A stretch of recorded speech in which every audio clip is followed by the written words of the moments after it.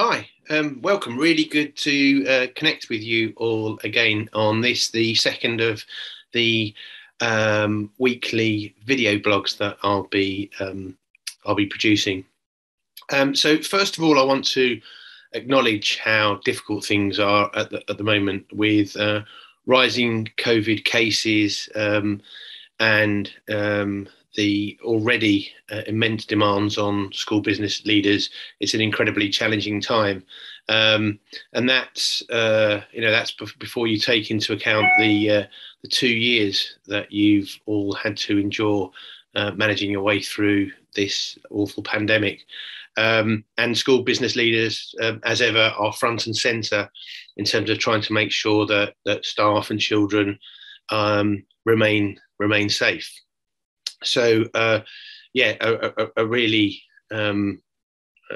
sincere acknowledgement of the challenging time that you're all facing and the workload that you're having to manage. I want to take this opportunity again just to talk through some of the bits that we've been involved in. We started last week with the first in a series of consultations with school business professionals, both members and non-members, and we're taking the opportunity to talk about the work of the Institute, what we can do differently to respond to the diverse needs of the school business leadership community. Also to talk about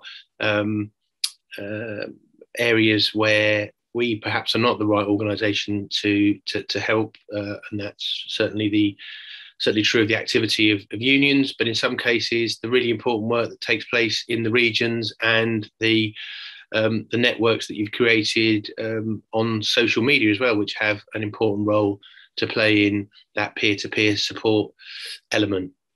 So that was a really productive conversation, and we're looking forward to the next meeting on the 23rd of November. Over the last couple of weeks, I've been talking to sector leaders as part of an ongoing piece of research into barriers to joined up leadership, and in particular, I'm interested in why over the years there's been a reticence to include school business leaders as key actors in strategic conversations, and those discussions that I've been having with sector leaders have proved very, very insightful, very informative.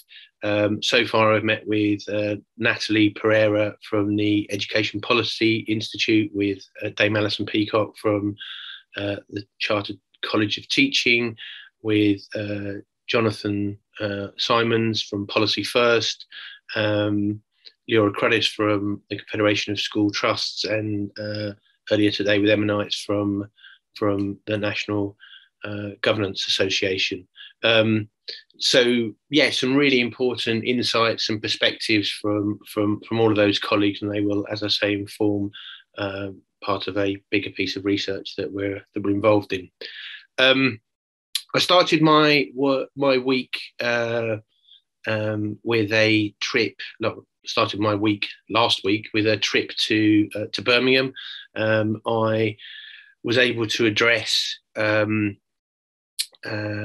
finance directors, chief finance officers, chief operating officers, CEOs, and trustees of multi-academy trusts, and we worked through a number of issues, including MAT growth. Indeed, the due diligence that needs to be undertaken when you're considering conversion from a maintained school to a MAT, and due diligence not just in terms of the legal aspects, but also finance and back office functions.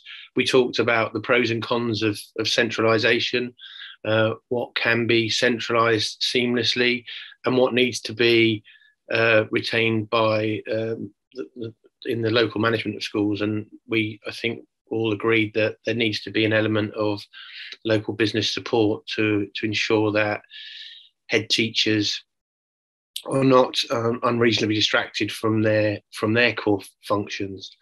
From there, I travelled north to Durham, where I met with a group of school business leaders as part of a regional group set up in Durham. And despite an incredibly busy period for them and a heavy workload, they'd carved out time to come together. And it was just really nice to be amongst grassroots practitioners talking about their own challenges, experiences, and indeed, in some cases, some of the success stories. And I was very encouraged that they're very keen to develop a stronger link, stronger ties with the institute, and we look forward to conversations about deeper and more meaningful collaboration. So from Durham, I travelled directly south to London, where I participated in the Secretary of State's first stakeholder engagement reception.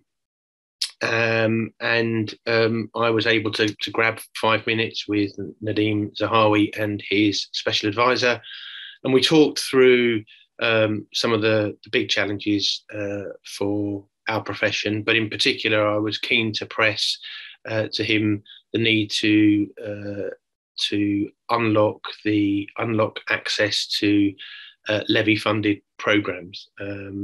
And we know that schools and trusts are spending enormous amounts of money on the levy. Well, they have no choice; they have to pay into the levy. So it's absolutely right that we can gain access to training programs and qualifications that are funded through that levy pathway. And at the moment, that's not universally the case. I also talked about the urgent need to find other routes to fund CPD, both for existing practitioners and aspiring SBMs, SBPs, which are going to be essentially our future.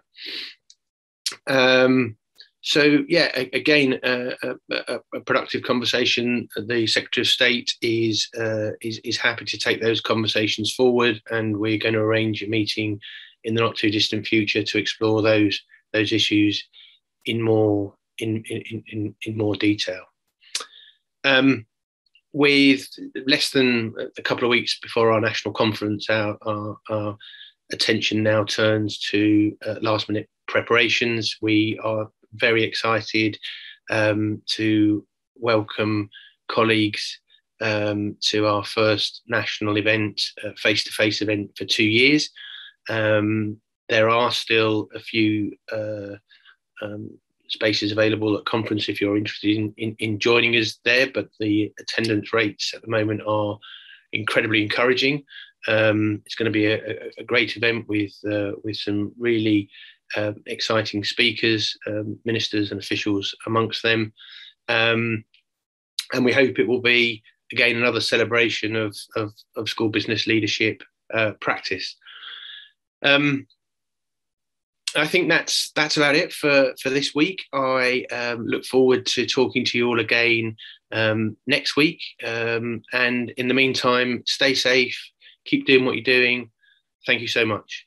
Take care.